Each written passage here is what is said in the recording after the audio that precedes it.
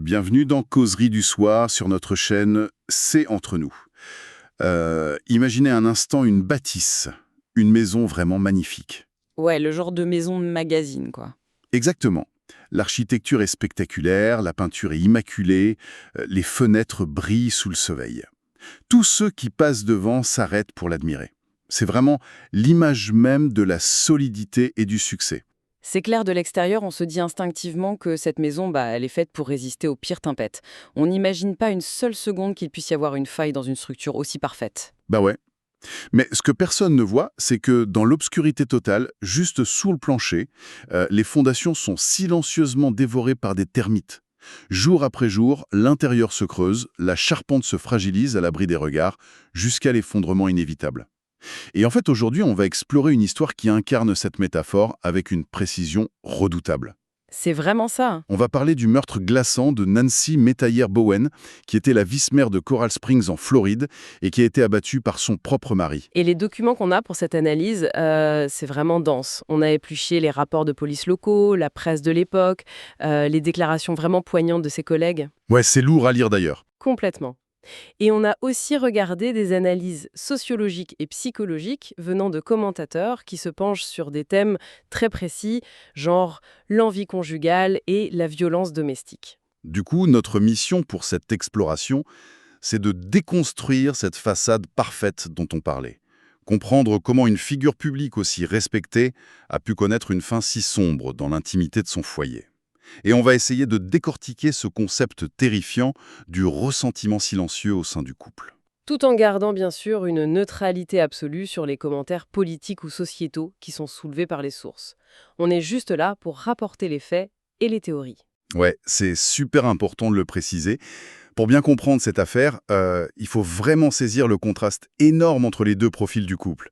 Nancy, elle avait 38 ans, c'était une scientifique de formation, et surtout, la première femme noire et d'origine haïtienne à devenir commissaire, puis carrément vice-maire de Coral Springs. C'est pas rien de réussir ça en Floride, je veux dire, le parcours est incroyable. Ah mais c'était une figure adorée, quoi. Elle défendait l'environnement avec acharnement, et sur le plan personnel, elle venait tout juste de perdre son petit frère. Ouais, une période de deuil très difficile. Et malgré ça, elle ne lâchait rien. Elle s'apprêtait même à annoncer sa candidature au Congrès. Donc vraiment une femme brillante, en pleine ascension.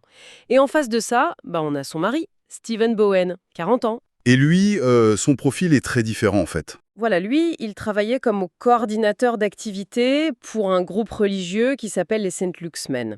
Donc publiquement, il renvoyait vraiment l'image du couple parfait, ils voyageaient ensemble, ils souriaient sur les photos, ils avaient l'air super unis. C'est le fameux vernis sur la façade de notre maison. Exactement. Mais les documents nous montrent que la réalité derrière les portes closes, c'était tout autre chose. La dynamique était complètement déséquilibrée. Et ce qui est fou, c'est comment cette façade s'est fissurée du jour au lendemain. Si on regarde la chronologie, tout bascule le matin du 1er avril 2026. Et paradoxalement, c'est le professionnalisme de Nancy qui a alerté tout le monde. Ouais, parce que Nancy, c'était quelqu'un de reconnu pour sa ponctualité chirurgicale. Enfin, tu ne pouvais pas la prendre en défaut là-dessus. De son téléphone vers des fonctionnaires locaux. Un message purement pro qui parle de points de discussion pour une réunion. Et après ça, plus rien, silence radio. Elle rate ses premières réunions de la journée, et là, ses collègues paniquent direct, ce qui se comprend.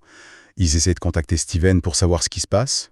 Et la réponse de Steven, honnêtement, elle est hyper maladroite. Il leur écrit un truc du genre elle ne répond pas, je ne sais pas où elle est, sa voiture n'est pas là. Ouais, il essaye de jouer le mari inquiet, mais ça prend pas. Pas du tout. Et surtout pas avec la mère de Nancy. Elle sent que quelque chose cloche, elle n'arrive pas à joindre sa fille, donc elle appelle carrément la police pour demander ce qu'on appelle un wellness check, un contrôle de bien-être. Heureusement qu'elle a fait ça. Vers 11h30, la police arrive à la résidence du couple, qui est située dans le bloc 800 de la Northwest 127e avenue. Et là, ils sont avec les propres parents de Steven. L'ambiance devait être glaçante. Surtout qu'avant même d'entrer, il voit un truc louche. Ouais, de l'extérieur, ils voient que les fenêtres du deuxième étage sont explosées, mais de l'intérieur, en fait, comme si des meubles, des chaises ou des lampes avaient été balancés contre les vitres de la chambre principale, ce qui annonce déjà un chaos total. Et quand ils rentrent, ils font la découverte macabre. Le corps de Nancy est sur le lit, enveloppé dans des couvertures et des sacs poubelles noirs. C'est là que je me pose une question. Comment un coupable, dans ce cas précis son mari, peut s'imaginer qu'une mise en scène aussi fragile va suffire? C'est complètement absurde, on est d'accord. Je veux dire, Tu assassines une vice-mère, une élue ultra publique, méticuleuse, dont l'agenda est rempli à la minute près. Et tu penses que des sacs poubelles vont faire illusion? C'est évident qu'une alerte générale allait être déclenchée dans la foulée. C'est le paradoxe de ce crime. On a un acte qui est clairement calculé, mais une dissimulation qui est complètement chaotique. Parce que oui, les sources prouvent que ce n'était pas un simple accident ou un coup de sang qui a mal tourné. La police a retrouvé 3 douilles de fusil à pompe sur la scène. 3 douilles, ouais, c'est de l'acharnement. Mais le pire, c'est ce qu'ils ont trouvé d'autre. Il avait fabriqué un silencieux improvisé avec un oreiller et des ficelles. Mon Dieu. Ce qui prouve qu'il a pris le temps de s'asseoir, de réfléchir à comment étouffer le bruit du fusil. C'est de la préméditation pure et dure. Et après avoir fait ça, il a dormi dans la maison avec le corps. Faut avoir les nerfs solides ou être complètement déconnecté de la réalité. Et après cette nuit-là, c'est le début d'une fuite qui est tout aussi désespérée que la scène de crime.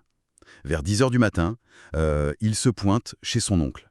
Sans prévenir, évidemment. Et là, il lui avoue carrément avoir, je cite, « fait quelque chose à sa femme et qu'elle n'est plus en vie ». Il est en panique et il demande à son oncle de garder le fusil à pompe pendant quelques semaines, en lui précisant bien de ne pas le toucher pour ne pas laisser d'empreinte. L'oncle a dû halluciner.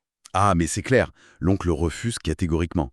Il ne veut rien savoir et il finit par appeler le 511 vers 13h15. Pendant ce temps-là, le reste de la famille de Steven lui dit de rester sur place, d'assumer. Mais il ne les écoute pas du tout. Non, il saute dans son pick-up Ford F-150 et il prend la fuite. Sauf qu'il ne va pas très loin. Il conduit jusqu'à un parking de la ville de Plantation. Et là, à 13h39, il retrouve un membre de son organisation fraternelle, un frère maçon, Pour faire quoi? pour essayer de lui refiler un sac de transport pour fusil et des boîtes de munitions. Sauf que la police le traquait déjà. Et lui tombe dessus direct sur le parking. Et ses premiers mots, c'est quoi? Il a juste « Oh merde, ils sont là pour moi ». C'est lunaire. Enfin, c'est l'équivalent de commettre un braquage de banque en plein jour, de sortir et de demander à un passant de tenir ton sac de billets pendant que tu vas te chercher un café. C'est tellement absurde. C'est pathétique en fait. Ça montre que toute son énergie mentale est passée dans la préméditation du crime et qu'il n'avait strictement aucun plan pour l'après. Ce qui nous amène vraiment à la question centrale, le mobile de ce meurtre. Ah bah oui, pourquoi il a fait ça Quand la police l'interroge, Steven a une confession hyper laconique. Il lâche juste cette phrase « Je n'en pouvais tout simplement plus ». Je n'en pouvais plus. Mais de quoi, en fait? Selon les sources et les proches du couple, on entre en plein dans ce que les psychologues appellent l'envie conjugale. En fait, Steven était rongé par la jalousie face au succès de Nancy. Il était apparemment terrorisé à l'idée qu'avec son ascension politique, elle finisse par le quitter pour quelqu'un de plus puissant, quelqu'un de son envergure, quoi. Ah, donc c'est l'ego qui parlait. Exactement. Les commentateurs dans nos documents utilisent le concept sociologique de marrying down, le fait de se marier en dessous de son statut. Ils décrivent Steven comme un ennemi intime, c'est-à-dire un gars qui profite du confort de la grande maison, du prestige d'être le mari de la vice-mère lors des événements sociaux, mais qui, en secret, la déteste pour sa réussite. Attends, là je dois faire pause parce que j'ai un petit souci avec cette théorie. C'est intéressant, hein, mais est-ce que le problème de fond, c'est vraiment lié à une différence de statut social et professionnel? Je veux dire, il y a plein de couples où un des deux gagne beaucoup plus d'argent ou a plus de pouvoir, et ça se passe très bien, ils sont contents l'un pour l'autre. Oui, je vois ce que tu veux dire. Pour moi, c'est plus profondément une question d'insécurité personnelle, qui est complètement toxique. C'est l'ego d'un mec qui refuse de célébrer le succès de la femme qu'il aime, quel que soit le chiffre sur la fiche de paye. Ah, mais je suis à 100% d'accord avec ça. Les sources n'excusent absolument pas son comportement avec cette théorie. Elles disent juste que dans une société où on attend souvent que l'homme soit le pilier financier, un homme avec une masculinité fragile va très mal vivre cette inversion des rôles. Ouais, c'est un cocktail explosif. Exactement. La relation devient déséquilibrée non pas à cause de l'argent ou du poste, mais parce que le partenaire se transforme en concurrent plutôt qu'en supporter. Et c'est ça qui crée ce fameux ressentiment silencieux. Un ressentiment qui ronge les fondations comme nos termites du début. C'est affreux d'imaginer qu'on peut dormir à côté de quelqu'un qui nous hait secrètement pour notre succès. Et l'onde de choc de tout ça était colossale, surtout à Coral Springs. Les témoignages qu'on a pu lire sont bouleversants. Lors de la conférence de presse de la ville, tout le monde était sous le choc. Il y a notamment le commissaire Josh Simmons qui a pris la parole. Il était très proche d'elle, c'est ça, hein? Oui, il se considérait comme son compagnon d'armes, son chien de garde protecteur en politique. Et il a dit, le cœur complètement brisé, qu'il avait perdu une sœur. Et puis la directrice municipale, Catherine Given, elle a eu cette phrase magnifique. Elle a décrit Nancy comme, je cite, « la lumière dans chaque caisse ». C'est fort, hein. C'était vraiment une étoile filante pour cette communauté. Et d'ailleurs, c'est hyper important de le souligner. Les documents qu'on étudie vont plus loin que le simple fait divers. Ils abordent des questions sociétales plus larges. Oui, il faut le mentionner en gardant notre objectivité, mais plusieurs commentateurs lient cette tragédie à un contexte plus global sur la sécurité des femmes noires aux États-Unis. C'est un point de vue très présent dans les sources. En fait, un des analystes fait un parallèle assez marquant avec d'autres violences systémiques. Il évoque par exemple les affaires récentes de soins maternels refusés ou négligés pour des femmes noires, malgré leur statut social. Ouais, on a vu beaucoup d'articles là-dessus ces derniers temps. Et le constat glaçant qu'il tire de l'affaire Nancy, c'est que même un parcours de vie exceptionnel, irréprochable, un statut de vice-mère, tout ça n'a pas suffi à la protéger. L'excellence ne l'a pas sauvée de la violence mortelle et surtout d'une violence qui venait de l'intérieur de sa propre maison. C'est terrible quand on y pense, et ça soulève une question vertigineuse. Comment est-ce qu'une communauté ou même des proches peuvent commencer à faire leur deuil ou à se sentir en sécurité quand la menace n'est pas un tueur en série dans la rue, mais la personne censée offrir la plus grande protection au monde? C'est le cœur du traumatisme de la violence domestique. Le sanctuaire que devrait être la maison devient une scène de crime. Et le gardien devient le bourreau. En résumé, pour ceux qui nous écoutent, on est face à l'ascension politique brillante d'une jeune femme qui a été brutalement interrompue. Une enquête policière qui a été bouclée très rapidement à cause de l'amateurisme de l'assassin, mais qui a révélé une préméditation troublante avec cette histoire de silencieux. Et surtout, ça a mis en lumière une jalousie mortelle, vraiment toxique, qui était cachée sous les apparences d'un mariage de la classe moyenne, tout ce qu'il y a de plus normal.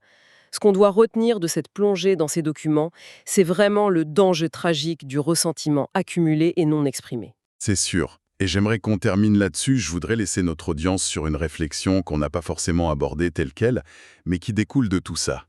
Si aujourd'hui la société nous entraîne à repérer les signes classiques de la violence, genre la violence physique ou le contrôle financier, comment on pourrait, nous, apprendre à détecter les micro-fissures d'un partenaire? Tu veux dire avant que ça dégénère? Ouais. Comment détecter cette incapacité silencieuse d'un partenaire à supporter notre propre lumière, avant que cette part d'ombre ne devienne fatale pour la victime? C'est une question hyper difficile, mais vitale. Merci en tout cas de nous avoir écoutés. Prenez soin de vous. À la prochaine.